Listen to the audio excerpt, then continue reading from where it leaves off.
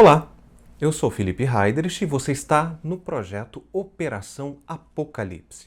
Nós já estudamos até aqui a introdução e o capítulo 1, o capítulo 2 e o capítulo 3. E hoje nós teremos um capítulo inusitado, o capítulo 4. Mas por que inusitado, já que ele está na sequência? Porque é o capítulo do arrebatamento. Sim, hoje você vai sair daqui arrebatado. Ué, mas como assim? Lembra que eu expliquei no primeiro episódio que Apocalipse ele discorre sobre futuro, presente, passado e vai se misturando? E eu disse que o capítulo 1 era o que é, aquilo que estava acontecendo na época de João. Capítulo 2 e 3, o que era, toda a história. E o capítulo 4, o que há de vir, ou seja, o futuro. Então hoje nós vamos adentrar no futuro e vamos fazer uma viagem interdimensional junto com João. Bem-vindo ao capítulo 4, a visão do trono de Deus. Abra sua Bíblia comigo em Apocalipse 4 e vamos ver como que começa esse texto. Depois dessas coisas, ou seja, depois dele escrever a todas as 7 igrejas da Ásia, que hoje nós aprendemos, que hoje onde fica a Ásia Menor é a Turquia, olhei, e eis não somente uma porta aberta no céu, ou seja, as portas dos céus se abriram, como também uma voz, a primeira voz que ouvi. Que voz é essa? A que começou a falar com João no capítulo 1. Como uma de trombeta a falar comigo, dizendo: sobe para cá, vem para cá, e eu te mostrarei o que deve acontecer. Então, nós entendemos que esse sobe para aqui é o momento em que a igreja será arrebatada e, por isso, ela não passará por todas as tribulações que hão de acontecer. É interessante que esse sobe para cá, no grego, a língua original que esse texto foi escrito, ela é uma frase metatauta. E esse metatauta, que é sobe para cá, ele é usado quando você muda completamente de assunto, de ambiente, de forma, quando você dá uma guinada no texto. Então é como se João literalmente desse uma guinada, fosse mudado ali todo o seu sistema, o seu ambiente, o seu universo. O que dá mais uma certeza de que a gente está falando de uma nova dimensão.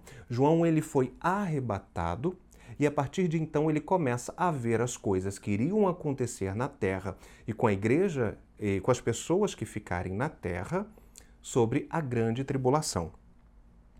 Esse conceito de metatauta, ele foi defendido muito tempo atrás já por Albert Barnes, que foi um grande estudioso tanto da teologia quanto do grego. Mas vamos continuar? Agora a gente já está no céu. A gente já foi arrebatado. A chapa agora vai ficar quente aqui na terra. Então vamos ver as coisas que hão de vir. Sobe para cá e te mostrarei o que haverá depois dessas coisas. Versículo 2. Imediatamente eu me achei em espírito. A segunda coisa que você pode me perguntar, João foi arrebatado mesmo? O corpo dele foi para lá e ele passou a andar no céu? Não, ele deixa bem claro aqui que ele foi arrebatado em espírito. Porque a palavra de Deus, lembra que as pessoas diziam assim, ninguém pode ver a Deus e ficar de pé e continuar vivo? Então, João, ele não viu a Deus em corpo, ele viu em espírito. Assim como Paulo, quando foi arrebatado, também foi arrebatado em espírito. O corpo continuou na terra. As pessoas que estavam próximas continuaram vendo. Como eles ficaram? Se eles ficaram dormindo, se eles ficaram desacordados, se eles ficaram paraplégicos, assim, paralisados, a gente não sabe. Eu imagino que a pessoa deva cair num sono e aí o espírito é arrebatado. Mas como eu nunca fui arrebatado, quando todos nós formos, a gente conversa isso lá no céu. Versículo 3. E eis que se acha sentado, e o versículo 2, e me achei em espírito, e eis armado no céu um trono. Que trono é esse? E no trono alguém sentado. Que trono é esse? O trono da glória. E quem está sentado nesse trono? Deus, ou seja, ele chegou no paraíso. E agora ele vai tentar descrever como é o céu. Se coloque no lugar de João e tente começar a descrever coisas que você nunca antes imaginou ou viu. Como se um sonho que é baseado em coisas que você já conhece é difícil de você descrever, imagina descrever coisas que você nunca presenciou. Então ele vai usar elementos que ele conhece, pedras preciosas que ele conhece, cores que ele conhece, para poder tentar, de uma forma muito limitada, descrever o paraíso. E ele começa dizendo: o que se acha assentado no trono é semelhante no aspecto a uma pedra de jaspe. Pedra de jaspe é uma pedra translúcida, quase transparente, talvez tipo um espírito.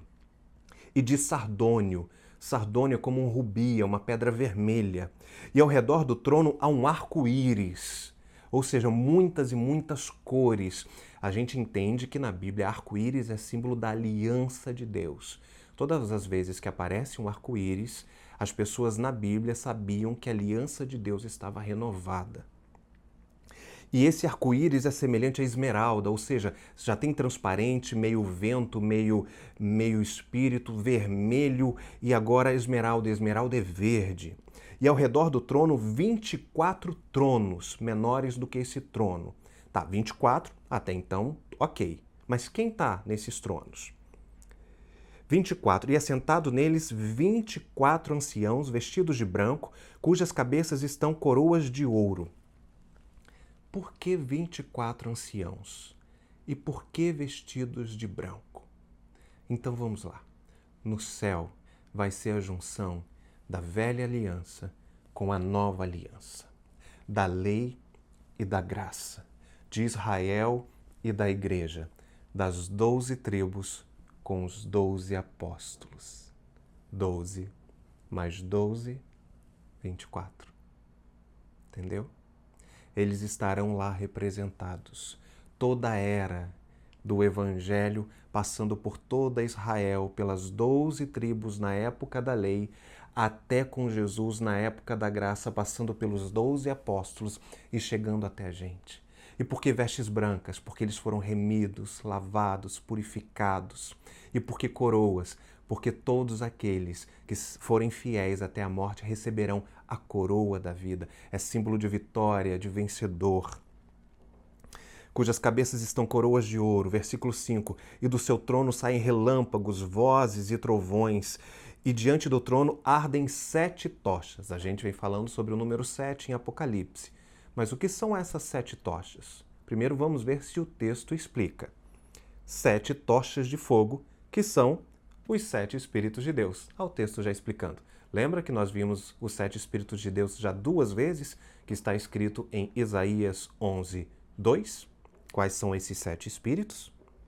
E o versículo 6. Adiante do trono, um como mar de vidro semelhante ao cristal. A gente não consegue entender o que seria um mar de vidro, né? Deve ser águas que brilham muito, que refletem uma luz, porque elas refletem a glória de Deus. E o interessante é que lá no final, no capítulo 21 e no 22, vai falar sobre um rio que desce do trono. E nesse rio está plantado a árvore da vida, aquela árvore que havia no jardim do Éden. Ela foi arrancada de lá e ela foi plantada no céu. E também no meio do trono e em volta do trono, 4 seres viventes cheios de olhos por todos os lados e, ai meu Deus do céu, agora degringolou tudo. Não, tudo bem, você está falando de trono, eu já ouvi falar de trono, eu conheço o trono. Os reis se assentam no trono. Arco-íris eu conheço, esmeralda eu conheço, jaspe eu nunca vi, mas o Google oferece essa possibilidade. Rubi, esmeralda, ok. Anjos a gente imagina. Agora vem falar 4 seres viventes com olhos para tudo que é lado. Pelo amor de Deus, o que é isso? Não me confunde a cabeça não, Apocalipse. Então vamos lá? Vamos ver uma outra vez que a Bíblia falou sobre seres viventes com olhos. Ezequiel 10. Vamos abrir aí Ezequiel 10. E diz assim, versículo 15, a visão das 4 rodas. Vi os seres viventes, mesmo ser vivente. E eis que havia uma roda na terra, e ao lado de cada um deles, E o aspecto das rodas em suas estruturas eram brilhantes como berilo. Berilo é um metal muito brilhante. Tinham as rodas, as quatro, a mesma aparência, cujo aspecto e estrutura era como se estivesse uma roda dentro da outra. E elas podiam ir para qualquer lugar, em qualquer direção. E elas estavam cheias de olhos e brilhavam no meio. Vamos lá. Agora prepara o cabeção para pegar a visão.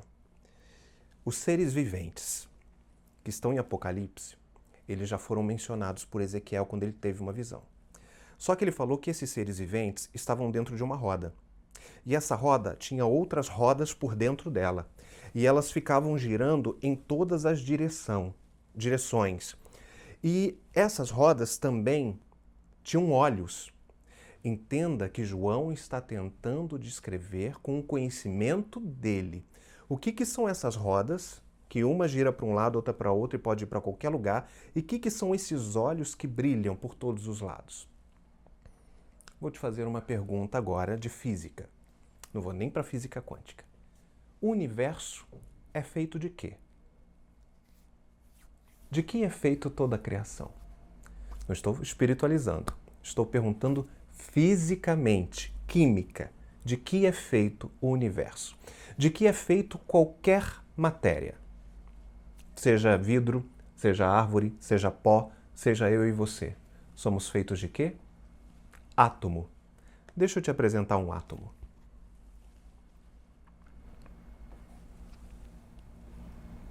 Uma roda. Vou colocar aqui em cima na tela. Dentro de outra roda. E aqui temos prótons, nêutrons e elétrons, como se fossem vários olhos. Deus estava dizendo: eu sou o princípio, eu sou a formação, eu sou a essência, eu estou em absolutamente tudo e tudo vem de mim. Vamos continuar? Caraca, velho. Ai, João, ai, João. E aí o versículo 7, ele tenta descrever esses seres que estavam dentro de rodas com olhos, mas os seres eram diferentes uns dos outros. E agora vamos então entender os seres. O primeiro ser vivente é semelhante a um homem. O primeiro ser vivente semelhante ao leão, o segundo ao novilho, o terceiro ao homem e o quarto a uma águia voando. E os 4 seres viventes, tendo cada um deles respectivamente 6 asas, cheios de olhos por todos os lados, proclamavam apenas: Santo, Santo, Santo é o Senhor Todo-Poderoso. É basicamente isso que Apocalipse 4 narra, a visão do céu e do trono de Deus. Lembrando que esses seres viventes estavam diante do trono de Deus e eles declaravam: Santo, Santo, Santo, Pai, Filho e Espírito Santo. Eles referenciavam a Trindade, ou seja, eles davam glória e honra à Trindade. E agora ele me fala sobre esses seres terem 6 asas. Por quê? Vamos conferir qual é o versículo que fala lá de 6 asas? Versículo 8. 6 asas cheias de olhos. Todos os anjos que estão na presença de Deus, como os serafins, eles têm 6 asas. Por quê? O lugar da presença de Deus é santo demais. Então eles precisam cobrir os pés para não tocar aonde Deus pisa. O lugar da presença de Deus é santo demais. Eles não podem olhar diretamente para Deus. Então, com 2, eles também cobrem os olhos. E com 2 asas, eles voam. 6 asas servem para isso. Outra classe de anjos que também são mencionadas como se tem 6 asas são os serafins. Vamos tentar passar um pouquinho sobre os anjos da Bíblia. A gente vê que existem inúmeras categorias de anjos. Existem os anjos normais, que a Bíblia cita muito de Gênesis a Apocalipse, e esses são anjos que, quando mencionam asas, eles têm 2 para poder voar, tá? Muitas vezes esses anjos eles assumiam formas de homens na Bíblia, principalmente no Antigo Testamento, na Velha Aliança, mas nós vemos também isso nos Evangelhos, Mateus, Marcos, Lucas e João. E aí eles não aparecem com asas, eles assumem a aparência de um ser humano normal. Então o anjo normal, ele tem duas asas. Assim como os chefes das milícias de anjos, né? Que são os arcanjos. A Bíblia cita pelo menos dois arcanjos. O arcanjo Miguel, que é o general de guerra que detém a função de liderar os anjos de guerra, e o arcanjo Gabriel, que é o mensageiro, aquele que traz as boas novas. A Bíblia cita ele, por exemplo, quando ele vai anunciar a vinda de Jesus, tanto para Maria, para José, quanto com os pastores que estão no campo. Existem, então, nós vimos os querubins, que têm 4 asas. Os querubins, nós vimos, eles estão em cima da Arca da Aliança, eles estão protegiam o Jardim do Éden. E os serafins, como os seres viventes, que têm 6 asas. O que é estranho hoje em dia são pessoas que, quando oram e invocam anjos, elas usam outras nomenclaturas. Como, por exemplo, Deus manda serafins, manda querubins, manda arcanjos. Esses anjos, eles não vêm à Terra. Eles têm funções específicas. Anjos e arcanjos às vezes vêm. Anjos estão sempre conosco, diz a palavra de Deus. Os anjos do Senhor acampam-se ao redor dos que o temem e os livra. Então, anjos sempre temos conosco. Só um cálculo matemático, existe oficialmente 2 anjos para cada demônio. Então, se você se sente atormentado por um demônio, tem 2 anjos, é sempre o dobro, entendeu? Porque Satanás, quando foi expulso do céu, ele levou 1/3, ou seja, sobraram 2/3. Então, tem sempre o dobro de anjos, no mínimo, né? Fora a graça e a misericórdia de Deus. Mas, então, serafins, eles não vêm à Terra. Existe uma experiência com Ezequiel, uma coisa muito pontual para purificar Ezequiel. Mas não adianta você falar, manda serafins, manda querubins, manda não sei o quê, manda unicórnio, cavalo alado. Não acontece. O que Deus sempre dispõe a nosso favor são os seus anjos. E em momentos especiais, algumas vezes, arcanjos. Vamos continuar? Porque qual é a função desses que estão lá diante de Deus? Continuar dizendo santo, santo e santo. Nós então falamos sobre os 24 anciãos, que fazem analogia à antiga e à nova aliança, ao Velho Testamento e ao Novo Testamento, às 12 tribos e aos 12 apóstolos, e os 4 seres viventes. E aí são leão, boi, homem e águia. Por quê? Existe também uma coisa na Bíblia que marca o número 4. E eu não estou falando só dos 4 pontos cardeais, norte, sul, leste, oeste. Pensa que Apocalipse ele é bem simbólico muitas vezes. Mas também o Novo Testamento ele começa com o número 4. Ele traz para cada um de nós 4 evangelhos: Mateus, Marcos, Lucas e João. E você sabe como Jesus Cristo é apresentado em cada um desses evangelhos? Muito bem. Em Mateus, ele é apresentado como rei, como leão. Em Marcos, Jesus ele é apresentado em todas as passagens como um servo, como um boi, como um novilho. Em Lucas, ele é apresentado como filho do homem, características humanas.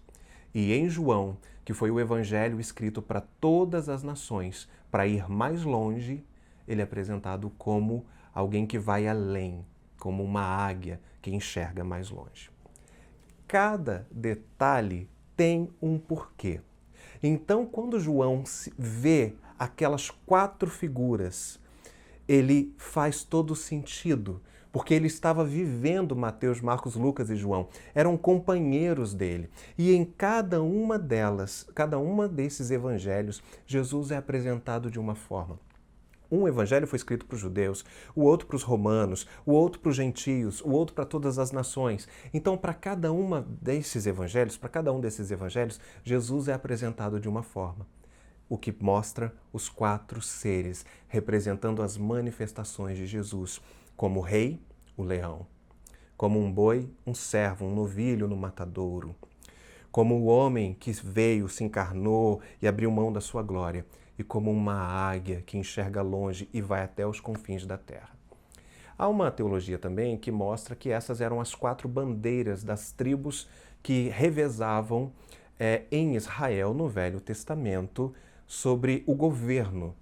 Mas como a gente não tem isso na Bíblia, fica meio na hipótese. Mas as bandeiras dessas tribos também seria leão, a bandeira de um homem, a bandeira de uma águia e a bandeira de um boi, tá? Só para um conhecimento a mais. E aí, eu quero falar um pouquinho mais sobre o símbolo do arrebatamento para a gente, então, ir para as nossas perguntas de Apocalipse 4. Vamos lá. Um pouco antes, Jesus também ele fez uma analogia sobre o arrebatamento. E aqui, já que Apocalipse 4 eu trouxe a apresentação da formação de tudo, como o átomo, da criação de Deus, porque ele está vendo o trono, os símbolos dos seres. Quando Jesus sobe ao Monte da Transfiguração, que ficou conhecido como o Monte da Transfiguração com Pedro, Tiago e João, acontece uma visão e o corpo de Jesus é transfigurado. E o que é ter um corpo transfigurado? Quando Jesus morre e ressuscita, ele passa a ter esse corpo transfigurado. É um corpo que todo mundo sabe que é você, mas que não é você. Você está igual, mas está diferente. No entanto, que quando Jesus ressuscitou, ele aparecia às pessoas não sabiam que eram ele, mas depois reconheciam ele. Então é como se fosse o seu corpo, porque o que Deus faz ele não joga fora, mas completamente ausente de qualquer imperfeição. Seria o seu corpo na plenitude da excelência dele e sem as limitações físicas. Então esse corpo atravessa paredes, por exemplo. Então esse seria o corpo transfigurado. É o corpo que todos nós receberemos. Quem estiver vivo no dia do arrebatamento, o corpo vai ser transfigurado na passagem. Porque o arrebatamento, a igreja vai. A volta de Jesus, Jesus vem. Jesus não vem no arrebatamento, quem vai é a igreja. Entendeu? E nesse percurso, o corpo é transfigurado. Mas aquelas pessoas que já morreram, que já estão no céu, elas estão sem o corpo.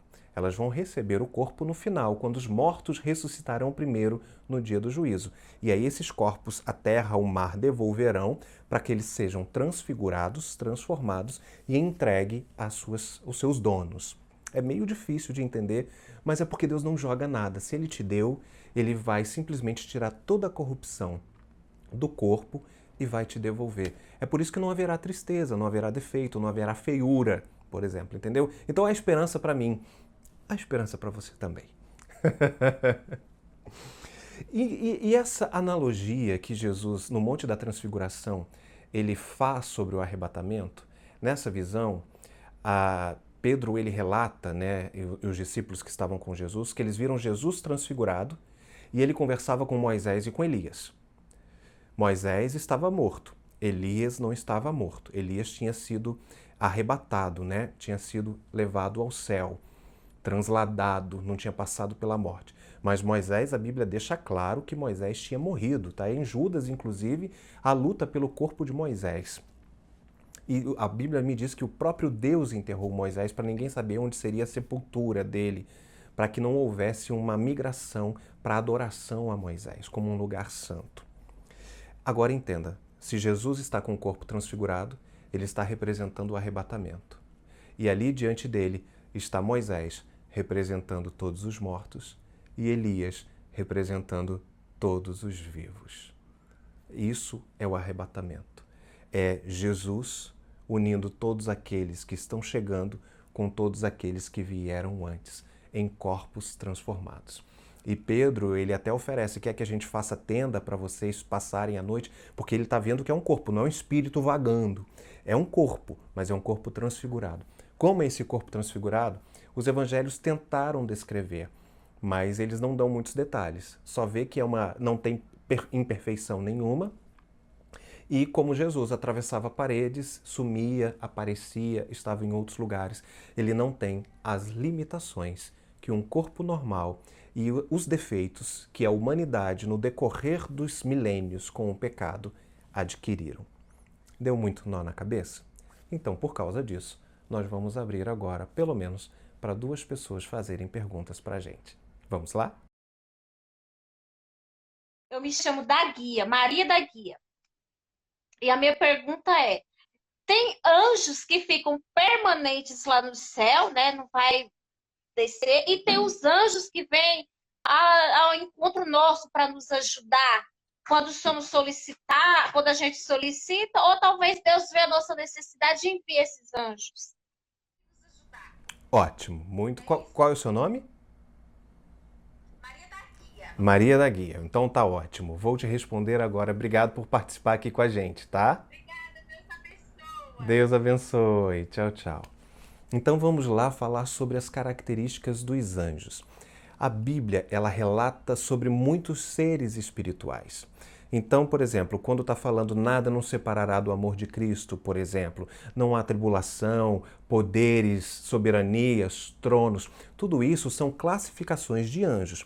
Como são os anjos que se chamam soberanias, poderes, tronos, a Bíblia não dá esses relatos e nem diz o que eles fazem.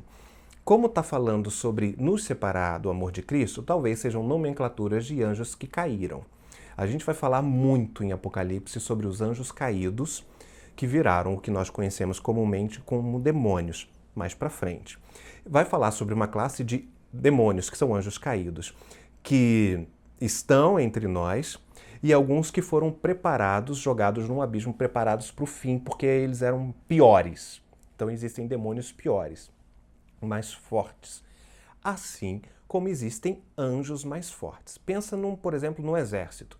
Você tem soldado, você tem tenente, você tem coronel, você tem, entendeu? São categorias de patentes angelicais. Então, para todas as obras e para nos guardar, aqui nos auxiliando em absolutamente tudo e nos ministrando muitas vezes, nos socorrendo, nos livrando e fazendo muitas coisas que a gente nem tem noção nessa guerra espiritual entre o bem e o mal que a gente não vê, Deus manda, não é você que manda. Os anjos não estão aqui para obedecer às suas ordens. Eles estão para te ministrar e para te proteger a mando de Deus. Então, existem anjos. Quantos? Não faço ideia. Talvez na casa dos milhares, até para cada um. Jesus uma vez fala, você acha que se eu não quisesse que me defendesse, eu não mandaria 3 legiões? Uma legião romana tinha 6.000. Ele está falando em caso de 18.000 anjos de uma vez só, a um pedido dele. Então é muita coisa. A gente não sabe quantos anjos existem. Então essa nomenclatura são os anjos normais, que a gente vê a todo momento. E esses anjos, na Bíblia, eles aparecem muitas vezes em forma humana. Eu já tive a oportunidade, eu não gosto de falar de experiências pessoais, mas eu já tive a oportunidade de ver anjo, tanto na sua forma espiritual, como eu já tive uma experiência de que eu estava perdido num lugar muito perigoso. Eu fui fazer um encontro de casais,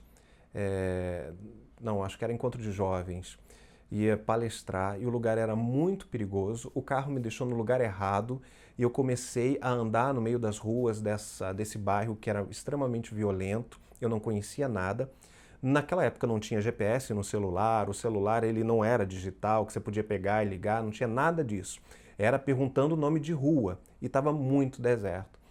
E eu falei, Deus me ajuda, porque eu não sei como chegar, não sei como voltar para casa. E nesse momento uma pessoa apareceu do meu lado e falou, tá perdido? Aí eu falei, tô. Ela falou, você quer uma ajuda? Eu falei, por favor, graças a Deus. Eu preciso chegar na igreja tal. Aí a pessoa, tô indo para lá. E aí foi comigo, caminhando, quieto, falava sobre a vida, sabe? E quando chegou na porta da igreja que eu virei para me agradecer, a pessoa tinha sumido. Então eu acredito que foi um anjo materializado, porque talvez chegasse em espírito eu não ia ouvir, porque eu estava tão preocupado e também com medo. Características de anjos. Dentre os anjos que a Bíblia fala que existem nos céus, existem também os querubins, que em alguns momentos eles são usados na terra.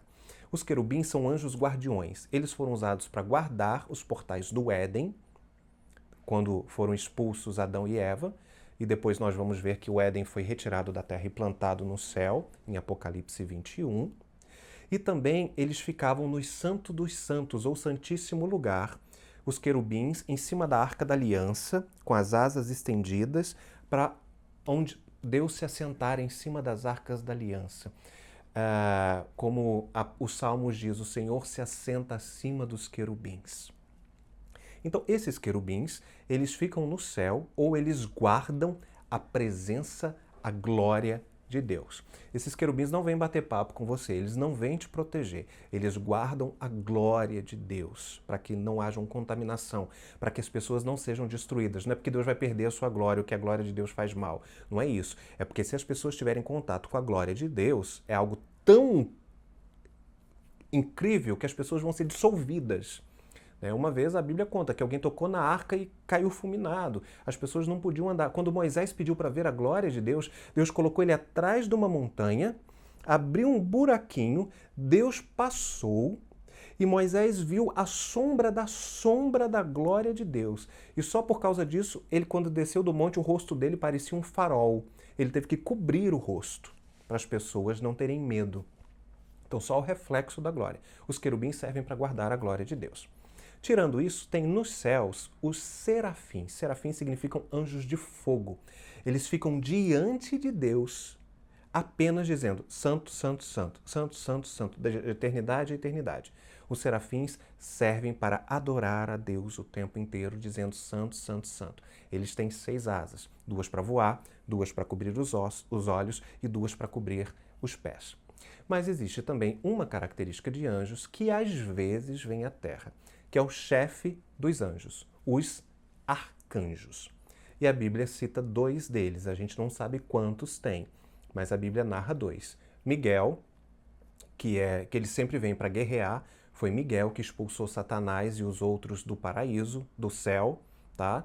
Não foi Jesus, não foi Deus que expulsou Satanás do céu, foi Miguel, para você ver que Satanás não equipara poder com Deus. Se Deus levanta do trono, acabou tudo. Então Deus só falou assim, Miguel, varre ali que está sujo. E Miguel foi e expulsou Satanás e os seus aliados do céu. E também na batalha que Daniel estava enfrentando para ter a revelação das 70 semanas, do fim do Apocalipse, também Miguel veio para pelejar contra Satanás. Em Judas, Satanás tenta revelar para o povo onde está o corpo de Moisés. Miguel vem para essa batalha. E quando se tem uma mensagem muito importante que vai mudar o curso da humanidade, a Bíblia nos mostra como Miguel, que o nome significa mensageiro. Tudo bem, meus queridos? Eu vou então encerrar o vídeo aqui. Quero agradecer vocês pela companhia, por participarem. Se inscrevam no canal, compartilhem esse vídeo. Lembrando que o estudo de Apocalipse, ele prepara a igreja para o fim, para que ela entenda os sinais do princípio das dores, do final que apontam para a volta de Cristo, e a gente não ser pego como as virgens imprudentes, que pareciam que estavam em nome de Deus, mas não tinham entendido nada. Deus abençoe e até o próximo vídeo.